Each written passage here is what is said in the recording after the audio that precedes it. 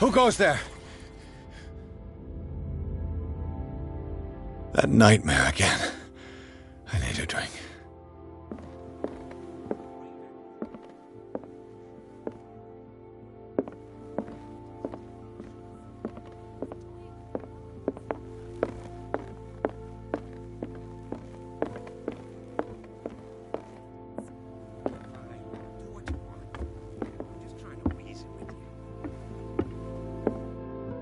You're awake, Mr. Pierce.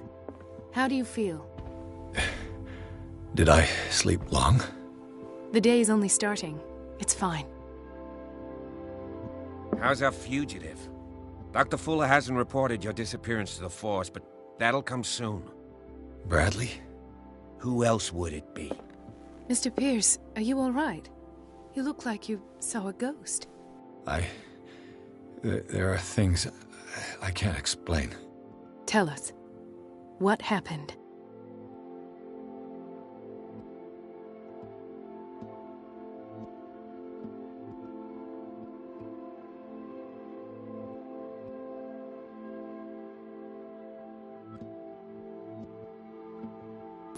I heard you talking earlier. Why am I not surprised? I get the impression you two don't get along. Intrusive and not very clever. Anyway, let's get back to the business at hand.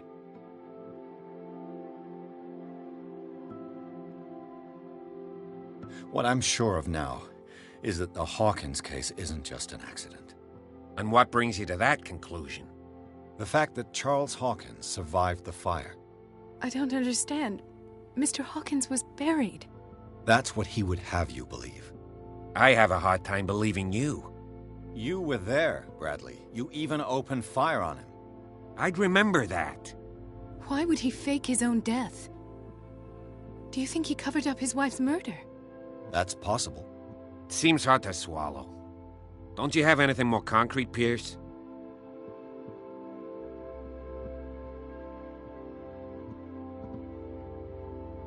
Bradley, what do you remember? I don't understand your question. The night we went into the Hawkins mansion. You don't seem to remember the tunnels and what occurred there. No memory of going down any tunnel. No, we were in the manor, then, Then what? The rest is quite blurry. I don't recall how I came back home. And then? I went to visit you at the hospital, and called on Marie's help to get you released. And you don't remember the events of the tunnel? I don't. Let's talk about something else.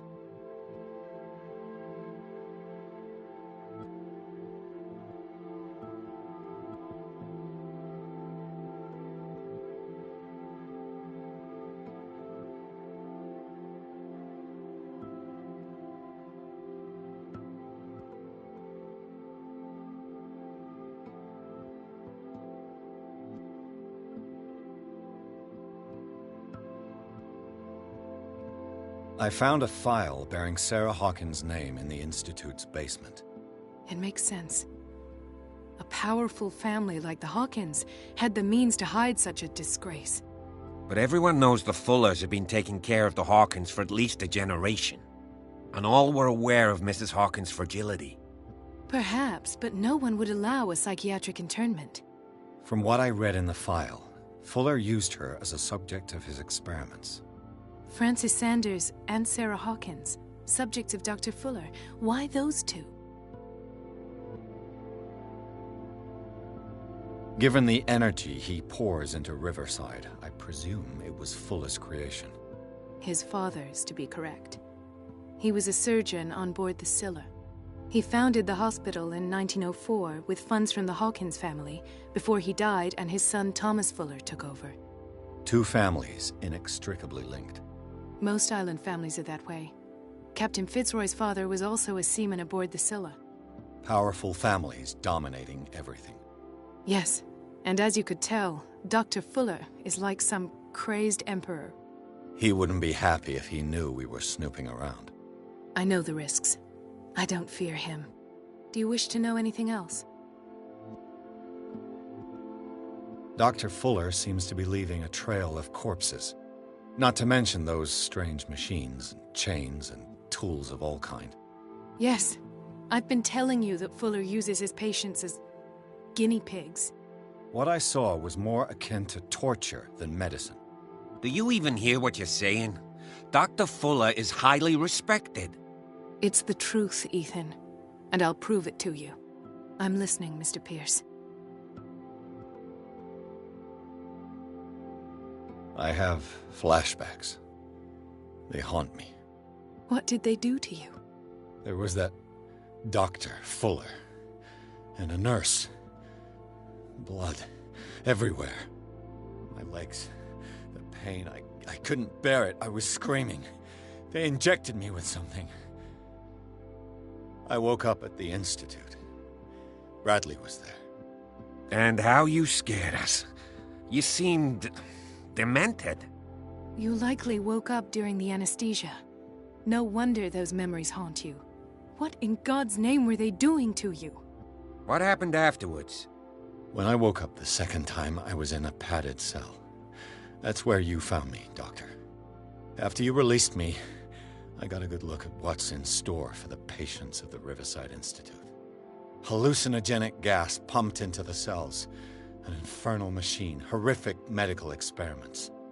Impossible. Dr. Fuller would never do such a thing. You should believe it, Ethan. What Mr. Pierce saw is precisely what I've been trying to prove. Did you discover anything else?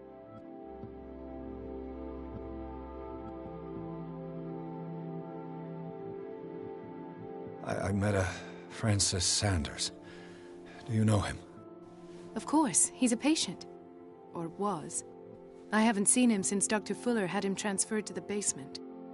He knew Sarah Hawkins, and that's what killed him. What? How did he die? I'm not sure I can explain it.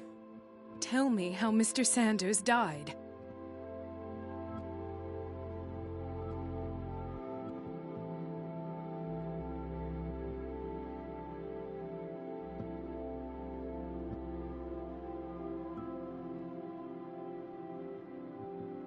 I didn't see what, but something was there, with us.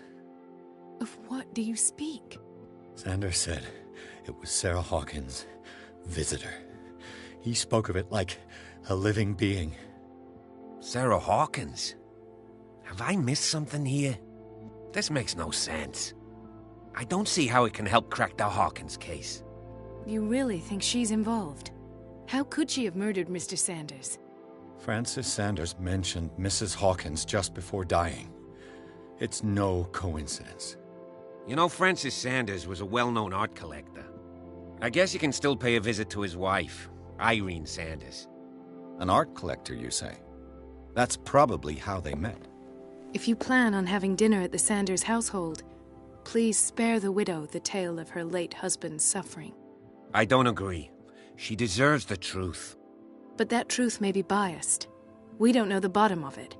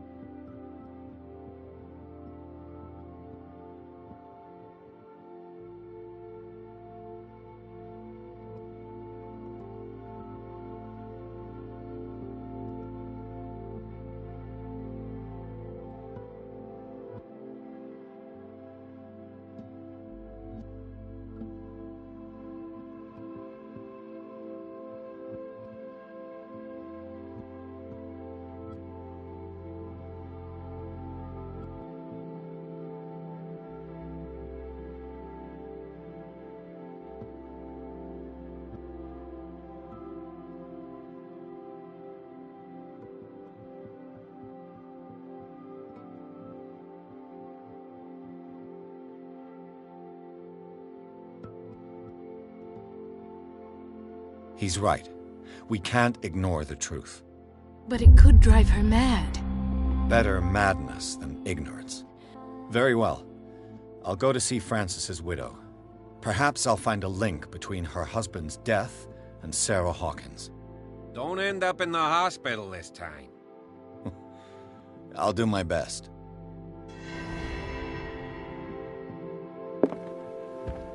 The other night's events are still confused in my head. Let us go now and learn the truth about what's happening on this island.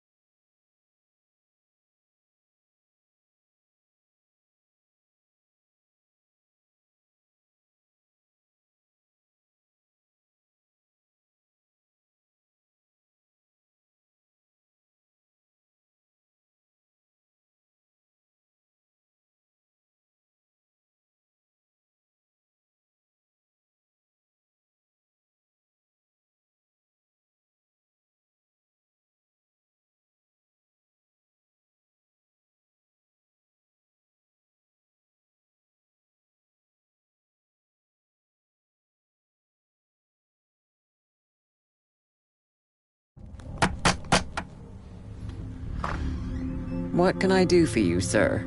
Mrs. Sanders, I'm a private detective. We must talk about your husband and his ties to Sarah Hawkins. Can I come in? You may. However, before we go any further, please know that my husband died yesterday. That is precisely what brings me here. Well, well, look who's here.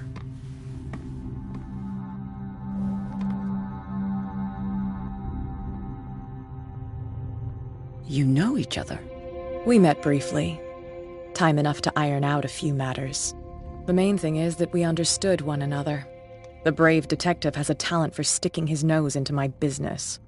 I bump into her every time I'm investigating someone's death. It's a small island, Detective. My island. It's better that it's you bumping into me. You're investigating Francis' death. Why? Who hired you? I spoke to Francis before he died. His story suggests a link to a case I'm working on. Well, since this business has got nothing to do with me, I'll be in your husband's office, Irene. We'll carry on later. Very well, Miss Baker. This way, Mr. Pierce. And do make yourself comfortable. It would seem that you have much to tell me.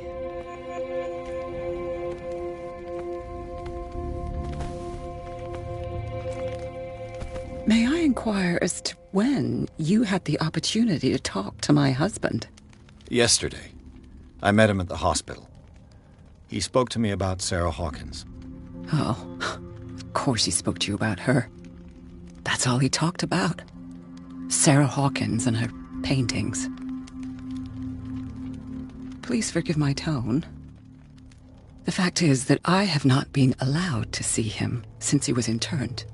You, on the other hand, a perfect stranger, were able to see him and even talk with him the day he died. How was he? Were you present when he had this attack? What happened?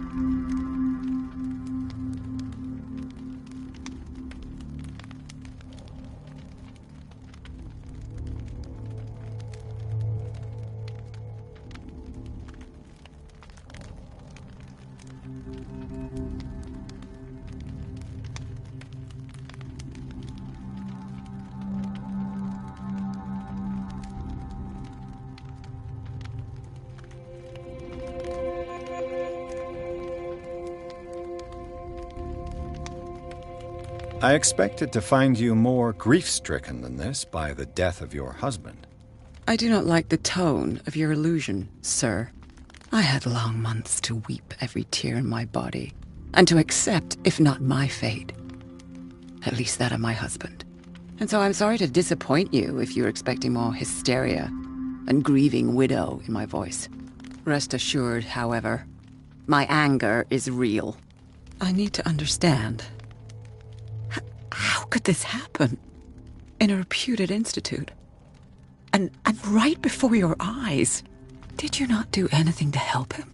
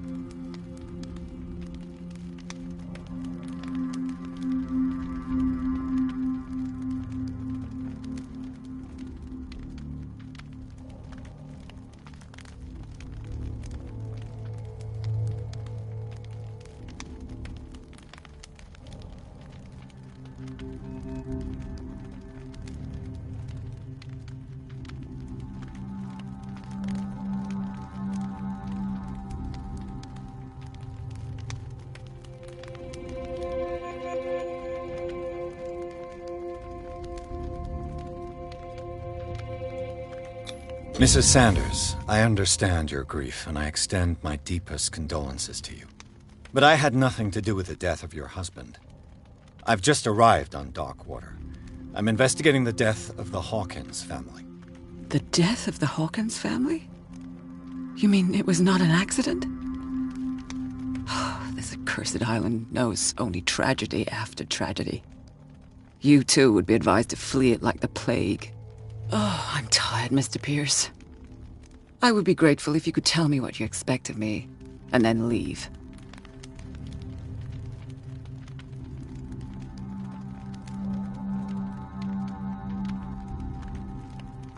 Did your husband talk to you about Sarah Hawkins' visitor? A shambler, to use his precise terms. Well, you can imagine that's all he talked about. It's exhibited at the center of the gallery. No better place for the painting that endowed him with the privilege of such a shameful and miserable end to his life. Hold on. The Shambler is a painting by Sarah Hawkins. Who else to paint such horrors? Take a look for yourself, if you feel so inclined. It is my only lead at this stage. I suppose I have nothing to lose. Then you have paid no heed. For my part, I refuse to set foot in that gallery again. But if you're so eager to see it... Thank you, Mrs. Sanders. I won't be long.